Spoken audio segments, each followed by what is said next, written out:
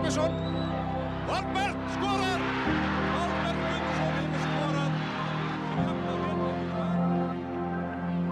Ragnar Bergeirsson og skoðamark. Glæsilega. Óskar Rafn á móti Bjarna. Og Bjarni með góða sendingu fyrir og það aftur Ingólfsson.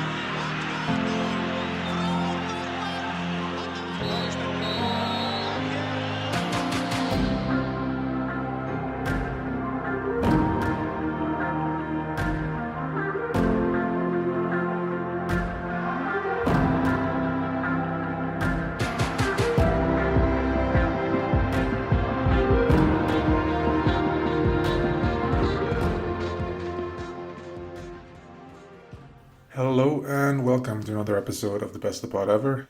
It's going to be a bit of a short one this week because I've had to re-record this because of some audio issues. So apologies for that. We'll be back next week with a very interesting episode. We have a guest coming on and it'll be quite interesting. But also because the games are starting up next week. The games are starting up tomorrow already. Keep this short and sweet. So it was a quite interesting round that got played this week after the cup round. It's quickly the results: Vestri beating Ía 2-0, FH 2-2, Valur KA 3-1, Breiðablik Stjarnan 2-1, IBF Fram 3-1, and Afturelding Víkingur 1-0. I mean, yeah, pretty insane that Vestri is now top of the league. How long can they keep this going? I mean, we'll see. They're building this team on a very, very strong defense, and then just devastating counterattacks. But then you have a team like Afturelding coming in. Afturelding and IBF actually beating Víkingur last 2 weeks. So IBF beating them in the cup, and then Afturelding now in the league. It's a little bit insane, this league. Fram beating Breiðablik before. I mean, it's only round 3, but this is a short league, right? So teams can't be too complacent. You have a team like KA right now who have started quite slowly. They're bottom of the league. Again, very tight still. One win could see them rocket to mid league, but. Teams need to get going, but thankfully everyone seems to be beating a little bit of everyone. So hopefully there's a chance that this won't be too predictable. Víkingur not super impressive against Afturelding, has to be said. People putting that again very much on Gylfi. He's a big target. I mean, last year he was a big target on his back when he was playing with Valur, especially their season. Víkingur, I mean, obviously they had a pretty. They've started the season okay, but yeah, dropping out in the league obviously, because dropping out of the cup is pretty terrible, and then now losing against the newly promoted side in the league, again pretty terrible. I didn't think they looked very good. Not to take anything away from Afturelding, but it was too easy to play through them. When they lost the ball, they were too open.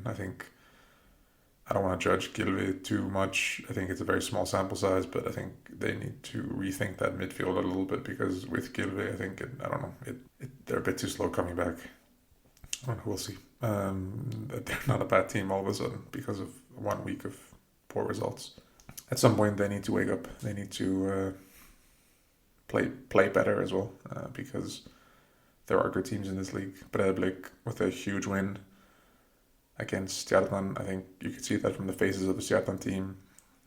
Losing this late in the 93rd, 4th minute is obviously super disappointing. It's always going to be disappointing no matter who you're playing against, but I think Stjarnan have high aspirations this year. I don't know if they're going for the league, if that's what they're thinking internally, but I think they have bigger aspirations than last year. They've started the season well, and then to lose against Breiðablik, they at least want to be measured up against. Whether they can quite reach those heights, we'll see. But Breiðablik played really well. They could have easily won this game bigger, but yeah, to lose it this late was quite disappointing to Stjarnan, and we'll see how this affects them going forward. Grass was a bit of a topic this week as well, again and again and again. It always seems to be a topic. We'll probably move away from it in the end, sort of in the next few years. IBVF, big topic for them. Their pitch was not the best either against Víkingur or Fram. That IBVF Fram game was like watching something from way back when. I mean, there was a nice scenery and there were some nice moves in between, but there was a lot of wayward passes from the wind and the pitch, and an FO. That pitch is also not great. Coward refusing to say anything against it. I mean, it's not like it's definitely not as bad as the EBF pitch, but yeah, it's not, the grass pitch in April in Iceland is just not. It's not easy. So no shade of throwing against FO there, but it's just not easy. And then Ia, I mean, the manager admitting that the pitch is not ready for games, and that's why they had to play inside. It's never nice to watch football games inside. I think in top divisions, I really hope Hauka, for example, they're trying to build a stand outside. I really hope they can do that, because I'm not the biggest fan of these inside games. So yeah, an interesting round after a cup round that like I said, had some surprises. We went over that last pod, so we're not going to go through that. We had the cup draw for the next round. I'm quite happy to see 2 games, Selfoss against Thor and Keflavík against Víkingur Ólafsvík. That means that we'll have at least 2 lower league teams in the next round. So that's it's always fun. It's always fun to mix it up a little bit, not just have. It's always fun to have cup games, cup rounds where it's not just the top division teams playing against each other, because we see that a lot. So it's nice to throw some different teams in there. We have games like Kári Stjarnan, which will be very interesting. We have Valur Þróttur, again, very interesting. So as well as some Bessadeildin derbies. Just want to quickly touch upon transfers, because we talked about Valur adding in two players in the last pod. They just added another one, and it's an old face, Fredrik Skram, as you would pronounce it in Danish.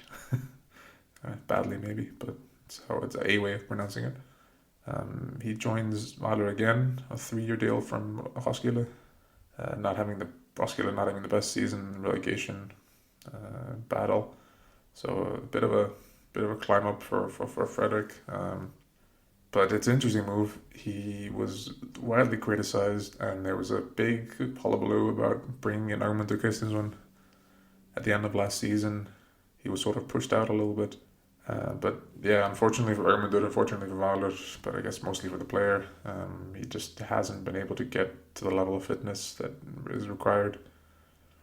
Which means, I don't know if this means his Valur career is over, or if this is just maybe not for now or not this season. I don't know.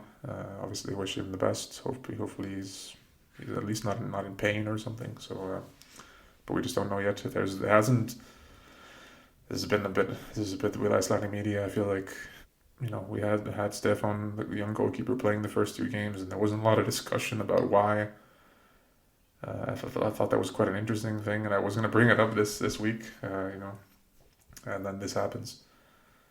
Maybe something that could have been asked about and talked about. Maybe they were trying to respect Armutter's privacy. I don't know. I, again, wish him all the best, and but yeah, interesting move for Valur to bring in a player that they've had before, and it worked okay, but yeah, we'll see how this goes. And also what this means is Fredrik's automatically the starter, or is this I assume he's not moving back to Iceland to just sit on the bench, but Stefan has done pretty okay. I don't think he did anything so bad that he needs to be put on the bench, but yeah, we'll see if he's allowed. I mean, there's a lot of talk about young players not being able to play this week. We had Ásgeir Helgi in the Breiðablik game coming in, young defender, not starting the first few rounds, but then coming in and shutting down Andri Rúnar and Emil, 2 titans of Icelandic football, and doing it really, really well. So that's super. Very nice to see. But then on the Valur side, we've had Andy Hotti and the new defender Stefan from Fylkir. Obviously just come in, but neither of them so far getting any game time. Especially Andy, he came in with a lot of fanfare. We don't know the transfer fee because obviously, it's not something that ever is reported really. But it has reported that there was a bit of a transfer fee there for a very highly rated defender. And so far, it's just been a substitution off the bench against Grindavik in the cup. Hopefully, we see more young players. I think it's fun, but it's good for the league. It's good for teams to try to develop these players. I think it's pretty self-explanatory, right? But like, I think it makes sense to try to build your team around young players rather than to bring in maybe older players who, maybe that's just me. Maybe I'm just trying to think with my football manager hat or something. But it's I think it's fun. I think it's nice to see young players. I think it's good to build the league. I think this is how you grow teams more organically. You have teams going through financial issues. Maybe this is a cheaper way of doing that. Maybe not if you buy super expensive young players and don't play them. It's not the cheapest way, but I'm thinking businessly. Hopefully they can sell them on later. So even if you bring them on for a bit of money, hopefully the idea, I guess, is that you sell them on later. So it's good for the business as well. But we'll see. But yeah, that's not all for the goalkeepers. Oliver Isholm for Fram has requested that his contract be rescinded or mutually terminated, or however the terminology is.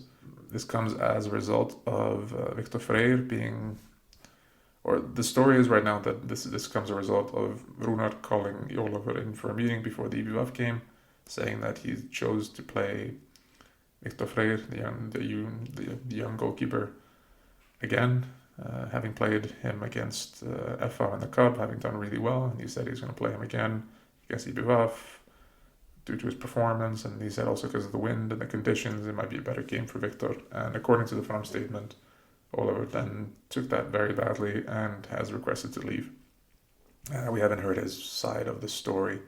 Don't know if this is just due to this one talk, or if this is there are some other issues behind the scenes. But yeah, not great for Fram. Maybe Valur should have waited a few more, just another week before signing Fredrik. They could have had Oliver, but it'll be interesting to see where he ends up, what Fram can do. Can they bring in another goalkeeper do they bring in someone to be number one? Do they bring someone to sort of more happy to sit on the bench, with Victor Freyr being a super talented young goalkeeper that they brought in? Very interesting to see how this turns out. Quickly, the 3 stars of the round. Been a bit negative on Valur, as I tend to do, not trying to. But I mean, they had a good game on the pitch, good time on the pitch, and a huge part of that was Jonathan Ingi. He's one of the best players in this league. He's a fantastic asset for Valur for any team, and I swear I've seen him score this type of goal before, where he sort of gets to the byline and somehow from the insane angle beats Steinthor, beats the goalkeeper. I'm sure I've seen him do this a number of times, but he can do this. He can score those sort of goals. He can score easier goals. He's a great player. Great game. Deserves a star. Another player, Omar Sow at IBVF. He played really well against Fram, but he also just had a really good game in the cup. I thought he deserved a star also just for the combined performance. Wanted man. Fram were very close to signing him at the end of last season. Didn't quite get it over the line, and IBVF seemed to have gotten a very, very interesting player. I thought he played really well in a game where maybe technique wasn't at priority. I thought he was one of the players to really showcase off technique. One of the players who could really get the ball under control and play his teammates into space and also score a great goal. So really, really impressive player. I'm looking forward to seeing more of him. And another newly promoted team deserves credit, obviously, Afturelding. Great result. Great the way they got back into the game. But it helps to have a player like Jökull in the back in the goal, who can just casually beat Gylfi Sigurðsson in a one-on-one battle, who made a number of saves, a number of just very calm presence, very, Víkingur trying to go up the wings and do crosses into this mountain of Jökull and Axel and all these tall players from Moselsberg. Maybe not the best idea, but great performance by Jökull. It's an insane asset to have for Afturelding, to have a goalkeeper of this quality. in their side. For listener questions, we asked, we sort of named most of the non Breiðablik Víkingur, and without the newly promoted side, we asked sort of who will finish the highest. Most people said Valur. We had some people for Stjarnan, Káar, and Vestri. Not a lot of love for IA, FH, or Káa. We'll see how this pans out. And then we asked about AI, because AI actually predicted last week's results. People got it right, actually, or kind of right. They either said 2 or 3, and it got sort of 2.5. It got 2 spot on in terms of goals, and 3 sort of results right, so 2.5. And we'd love to have someone else come in and help us with these predictions moving forward. And I know we had one person sign up, and we'll present that next round or very soon. But if you're interested, just let us know. You can come on the podcast. You can send us a voice note. You can just send us a message, whatever works for you. Just gonna plug our socials, which we're not great at. So it's at Best English. We're on Threads, Instagram, and Blue Sky. Not sure why I started with Threads, because that's where probably we're least active. Blue Sky is probably most, and Instagram second. So the exact wrong order there. But go and engage and keep engaging, and we'd love to hear from your predictions. We asked AI to predict again this round. They're saying a 3-2 win for Breiðablik against Vestri. I think Vestri conceding 3 goals is ambitious. Breiðablik look really, really good. Ole Valur was one player who did really well, and I think Ole Valur and Valgeir, like we mentioned, I think in the first episode, I think those are players who are going to do fantastic, and I'd be a little bit shocked if they're still here in 1 year in the league if they haven't been snapped up again by foreign teams. But 3-2, if they can they get past this Vestri defense 3 times? Then Káa FH, they're predicting a 1-0 win for FH. Like I said, Káa really need to get going. They cannot just wait until half the league is done and then stutter into existence. They've made 2 big signings, Jon and Marcel, 2 very experienced internationals. Those guys really need to drag this team going, and need to do it soon. And this at home against FH could be the time to get their first win. But bottom of the league as it stands, FH did much better against Káa, so I would, the AI is saying 1-0 to FH, and I think I would maybe say that's a decent prediction. Another probably decent prediction is Káa IA 2-2. Káa have 3 draws so far. 7 goals against and 7 goals for, obviously, because that's how draws work. So a 2-2 draw might be pretty good. I think IA's defense traditionally has been better, but they didn't look super good, especially in the second goal against Vestri. Just a straight ball straight up the middle, and then really, really good control by Dade, to be fair, to finish it off. I thought he did really well to hold off his player and go around the keeper and finish. But can Káa score 2? Yeah, maybe. Can IA score 2? Probably against this Káa side, but maybe Káa get their first win of the season. Then on Monday's games, Stjarnan IPVF, they're saying 2-1 win to Stjarnan. This will be a very interesting game. I'm really looking forward to this game. IPVF done really well at home so far this season, but I think this could be a super interesting game. Really looking forward to this. Valur Víkingur, the traditionally sort of big game of the round. They're saying Víkingur to win 2-1. We'll see what sort of lineup Víkingur can come up with, both sort of in terms of the starting lineup and also just sort of performance. And then we'll see who starts in goal for Valur. And finally, from Afturelding, they're saying 1-0 win to Afturelding. That's exactly wrong. This will be a very tough game, I think. Afturelding are currently ahead of Fram on 4 points. Fram have 3. Fram need a win here tonight on Monday, no matter what their ambitions. If it's to avoid relegation or to maybe go for top half, this is a game they need to win at home against the newly promoted side. we'll see how that goes. But that's going to be it for this week. Like I said, some fun things planned for next week. Follow us on socials, keep interacting, and have a nice weekend, and talk to you then. Bye.